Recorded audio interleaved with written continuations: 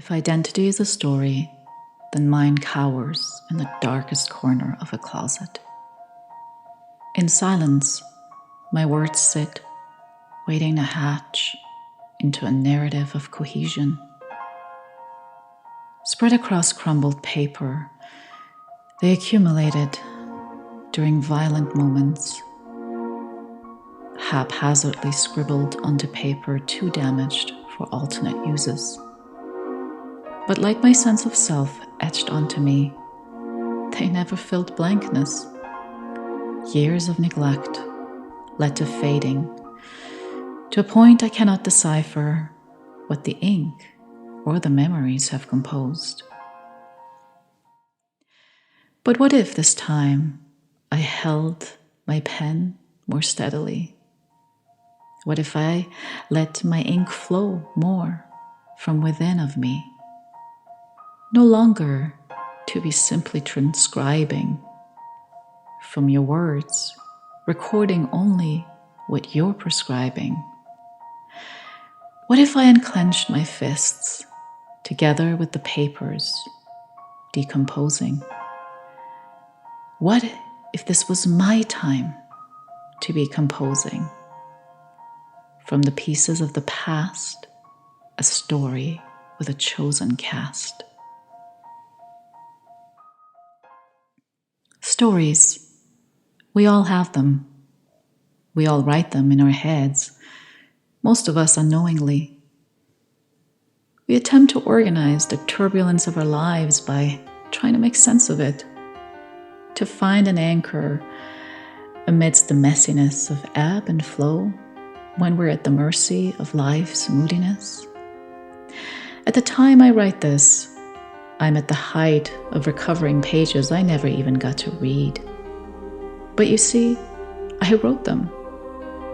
And it was also me who locked them away. Long ago, I began to write a story for myself, sort of a separate screenplay from the one that would play out for this refugee kid placed in a small town in Europe. A small town with big ears that picked up every little soft step of my fragile frame.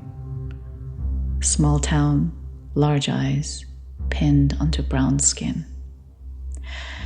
But from the taunting whispers of neighbors to the bellowing of strangers across the street, harsh and hateful words would drown in the sound of the stories kept alive by my family, told and retold, until belly aches would give into deep belly laughs.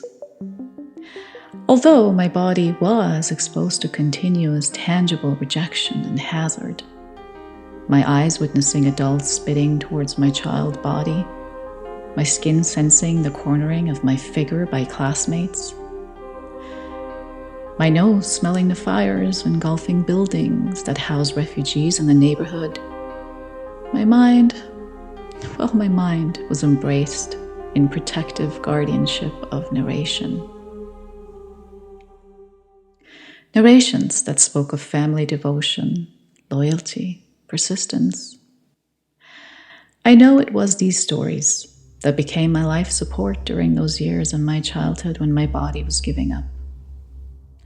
While my body was at the hands of a poor production crew, my mind was constantly rehearsing a script to be played out. One day. However, that story ended before its projected happy ending.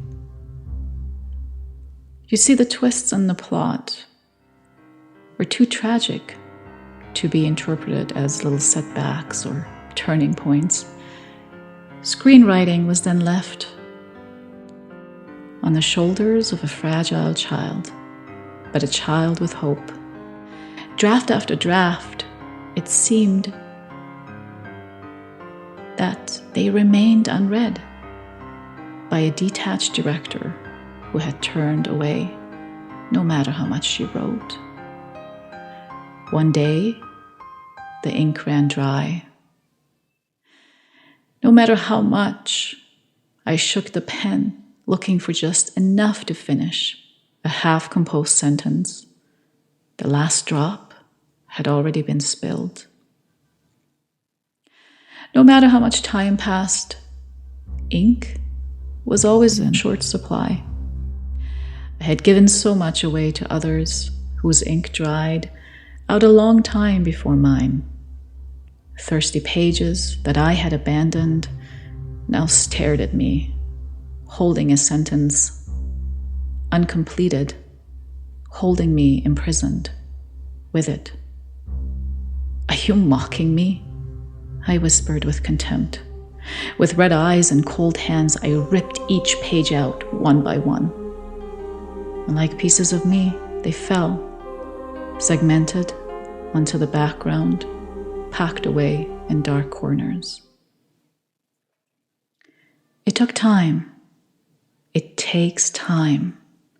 Time to realize we deserve ink. Enough ink to fill our own pens first. To learn how to hold our pens steadily. And to commit, even in times when our hands still tremble, that we pick up the pen. To pick up the pen that slipped through our fingers, slipped through our hands, so that time does not have to.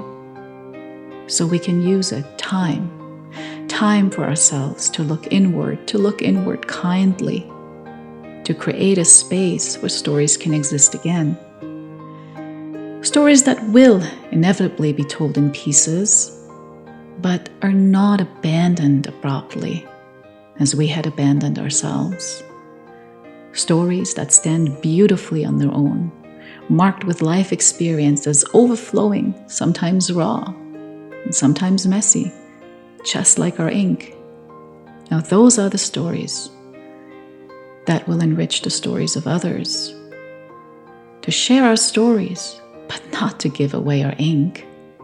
To remind ourselves that while the former is a heartfelt act, one that crafts a sense of belonging, the latter halts our sense of self from flowing.